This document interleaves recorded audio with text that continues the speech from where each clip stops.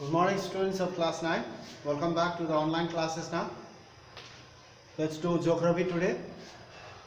In our previous class, we have learned about, in the physical feature, we have learned about the Himalayas, about the peninsular, about the plains, northern plains, about the desert regions. And now today we'll go through the peninsular part.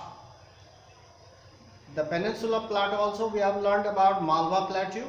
We have already finished about Peninsula Plateau, Malwa Plateau we have finished. The Central Highlands. Today we will do Deccan Plateau. Below Central Highlands there is Vindhya Range and there is a rift valley. The land has been submerged, sinked, and there is a Satpura Range. And from Satpura Range starts Deccan Plateau. Now let's talk about it. Peninsula Plateau, it has divided into two parts, Malwa Plateau, or you can say Central Highlands, and Deccan Plateau. Central Highland is also called Malwa Plateau, we have talked about. And now today we will talk about Deccan Plateau. The Deccan Plateau is a triangular cone-shaped triangular land mass that lies to the south of river Narmada. Towards the south of Narmada lies the Deccan Plateau. Now here, Satpura Range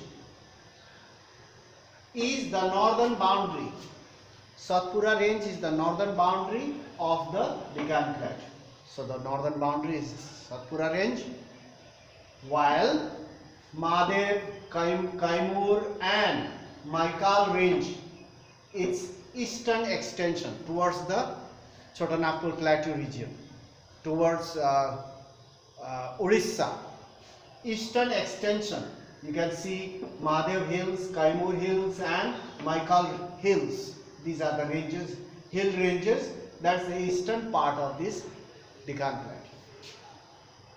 Number 3, the Deccan Plateau is higher in the west towards the Bombay side, towards Mumbai, Pune, towards Pune and Mumbai side.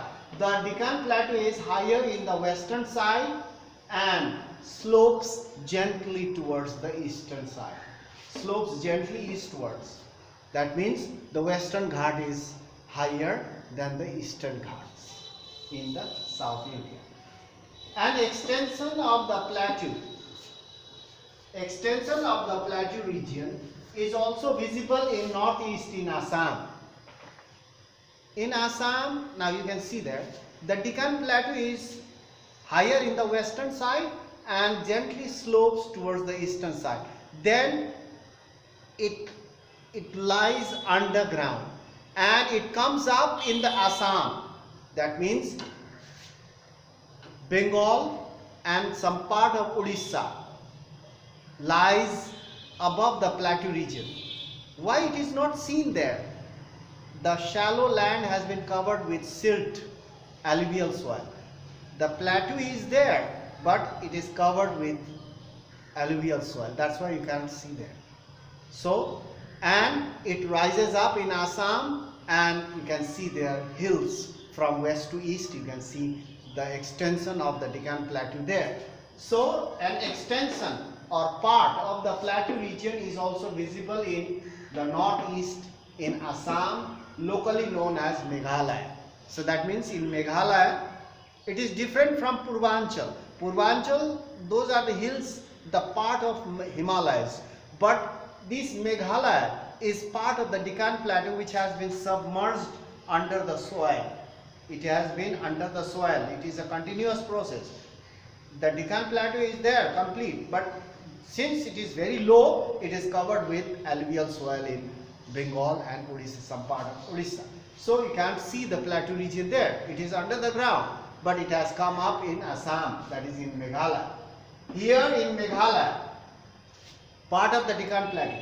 Here in Meghalaya, three high hills from west to east are Garo. These three famous hills of Assam, Garo, Kasi and Janita. not Zanila, Zanita. This Garo, Khasi and Janita hills are part of the Deccan Plateau, that has been extended towards the northeast. But you cannot see in between Deccan Plateau and Northeast Plateau. You cannot see the plateau region because it is under the ground. So it is connected. So that it is the part of the Deccan Plateau that have risen above the ground, above the plains of Assam. The Deccan Plateau has come up, it has risen up, and you can see there Garo, Khasi, Janita hills from west to east. Garo, Khasi and Janita hills. 3 hill ranges you can see there from in Meghalaya. So that is also a part of the Deccan Plateau. So the composition of the rocks of the Garo, Khasi and Janita hills and the Deccan Plateau, the composition is the same. Whereas the Purvanchal, you can see there, we have learned about Himalayas during Himalayas, while learning Himalayas. The Purvanchal, their composition is just different than these Garo, Khasi and Janita hills because they are made in different periods. So you can see there is a difference between Purvanchal and Garo, Khasi and Janita hills of Meghalaya because these are of Deccan origin and Purvanchal is of Himalayan origin. So that's why it is quite different. So you can see there, now more are there in our next class we will do. So we are learning Deccan Plateau. Later on we will talk about Deccan Trap and the highest hills of the Deccan Plateau and its the steps. You can see there from north to south the hill keeps on rising in the west.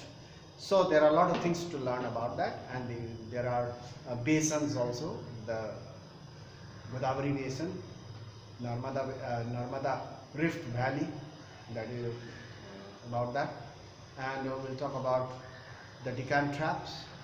So that's all for today. Now you have learned about 1, 2, 3, 4, 5 points. Deccan Plateau triangular shape. Satpura range is the northern boundary, and towards the eastern extension there are Madhav, Kaimur and Maikal range. Now the Deccan Plateau is higher in the west and gently slopes towards the east. And this eastward slope comes up again in the Assam hills. An extension of the plateau is in the Assam, that is in Meghalaya. This Garo, Khasi and Janita hills you can see there from west to east again, and the Deccan Plateau that have risen above the plains you can see in Assam. So that's all for today. We'll meet in the next class and continue our lesson about Deccan Plateau. So that's all for today. So it is called the storehouse of India because it contains a lot of minerals. So that's all for today. Thank you for watching. So we'll meet in the next class.